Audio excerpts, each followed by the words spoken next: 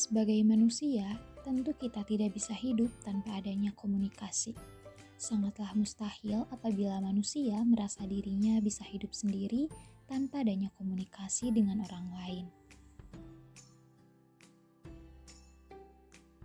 Hal ini dikarenakan komunikasi merupakan pusat atau inti dari kehidupan manusia yang dapat membantu untuk memecahkan berbagai persoalan di dalam kehidupan sehari-hari, serta dapat membantu meningkatkan relasi seseorang dengan orang lain.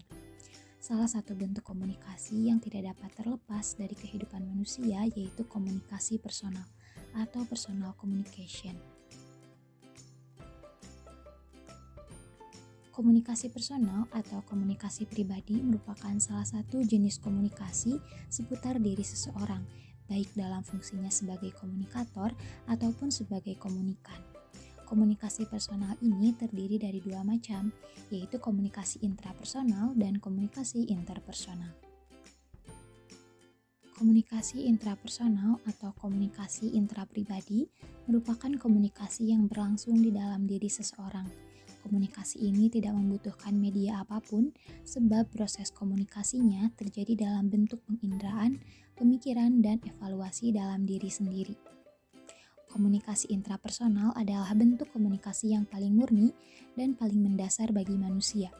Ketika seseorang menerima pesan atau mengamati sesuatu, maka tanggapannya akan bergantung pada komunikasi intrapersonalnya sendiri. Hal inilah yang menyebabkan setiap orang memiliki persepsi yang berbeda terhadap sesuatu.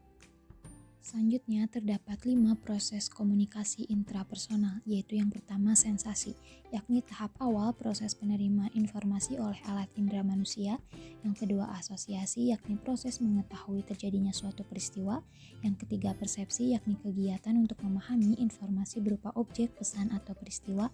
Yang keempat memori, yakni proses penyimpanan informasi dalam individu. Dan yang terakhir berpikir, yaitu kegiatan untuk memahami dan memecahkan masalah serta mengambil suatu keputusan.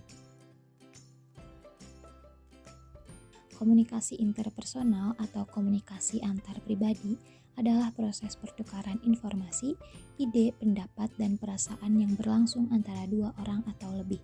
Menurut Joseph A. De Vito, komunikasi interpersonal adalah proses pengiriman dan penerimaan pesan antara dua orang atau kelompok kecil yang akan memberikan efek umpan balik atau feedback.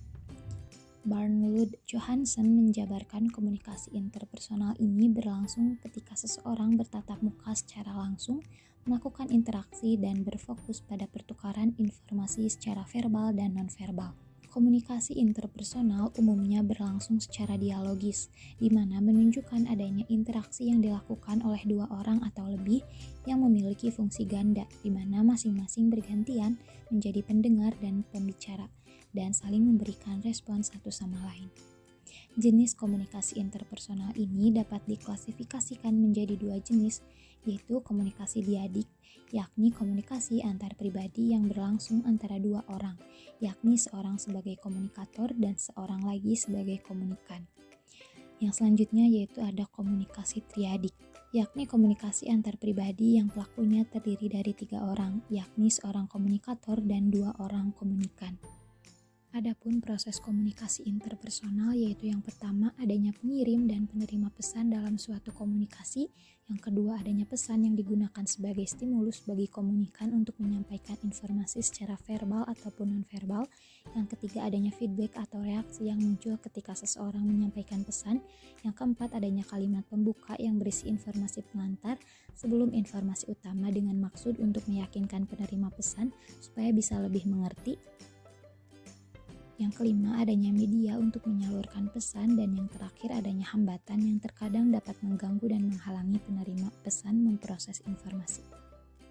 Berdasarkan pemaparan sebelumnya, dapat disimpulkan bahwa komunikasi merupakan suatu hal yang sangat krusial bagi manusia sebagai makhluk sosial. Salah satu bentuk komunikasi yang tidak dapat terlepas dalam kehidupan manusia yaitu komunikasi personal, yang terdiri dari komunikasi intrapersonal dan komunikasi interpersonal. Diharapkan dengan adanya penjelasan mengenai komunikasi personal tersebut dapat menambah pengetahuan serta wawasan bagi kita mengenai bentuk komunikasi yang sering kita gunakan dalam kehidupan sehari-hari.